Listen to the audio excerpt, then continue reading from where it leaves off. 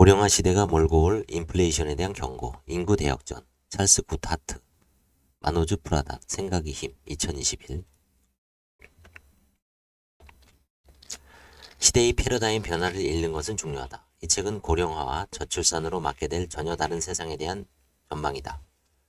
지금까지는 세계화와 신자유주의 등장으로 중국이나 인도 등 인구가 많은 국가들이 저임금으로 만든 물건을 대량 수출하면서 세계 무역을 호황으로 이끌었다. 물가는 크게 오르지 않고 금리가 낮은데도 인플레이션은 발생하지 않는 최고의 세상이었다.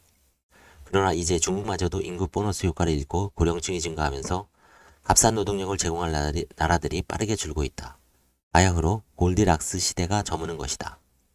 미국이나 호주처럼 이민 수용이 개방적인 경우를 제외한 대다수의 선진국은 현재 고령화로 인한 노동력 부족에 시달리고 있다. 고령화 현상이 심화됨에 따라 국가가 지급해야 하는 연금 액수는 불어나고 국가 부채도 가파르게 느는 실정이다. 55세부터 70세까지 노년층이 얼마나 노동시장에 참여할 수 있느냐에 따라 연금 수준도 달라지고 있다. 대부분 부족한 연금 때문에 2세대의 노동시장 참여 비율이 갈수록 높아지는 추세다. 우리나라만 해도 기업에서 은퇴한 후 저임금에 종사하는 노년층이 꾸준히 증가하는데 이를 충족할 만한 일자리 제공이 있어 난항을 겪는 중이다. 계속 이런 식으로 부양 인구는 치솟는데 부양을 담당할 노동력이 부족해지면 인플레이션이 발생하게 된다.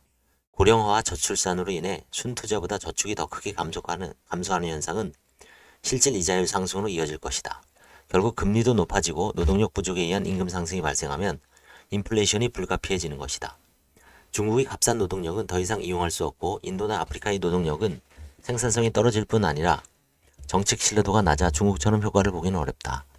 기업의 생산성이 다른 쪽에서 갑자기 높아지지 않는 한 인구 변동에 따른 인플레이션은 불보듯 뻔한 일이다.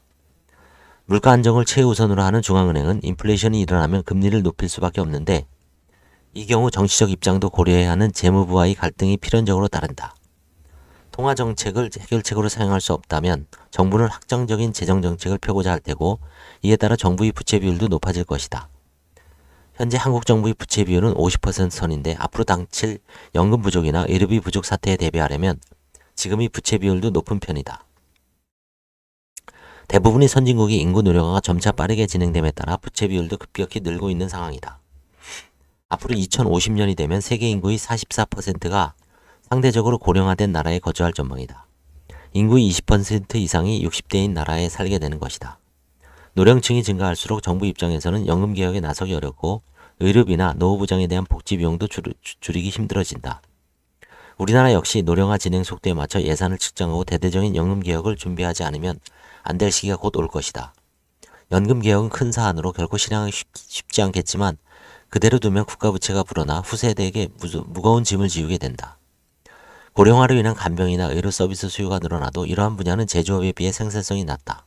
사회의 여러 자원을 이렇게 노령층을 위해 사용하다 보면 사회 전체의 생산성은 갈수록 둔화될 수밖에 없다.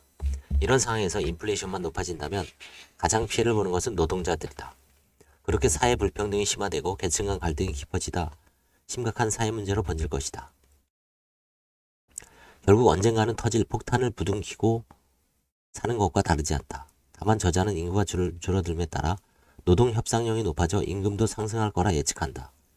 하지만 생산성이 낮은 노동자 계층은 자동화와 AI 확대로 일자리가 축소되어 경제적 어려움에 처할 것이다. 곧 닥칠 가까운 미래인 10년, 20년 후 인구 변동이 불러올 우리 사회 급격한 변화에 대해 이 책은 분명한 경고를 보내고 있다.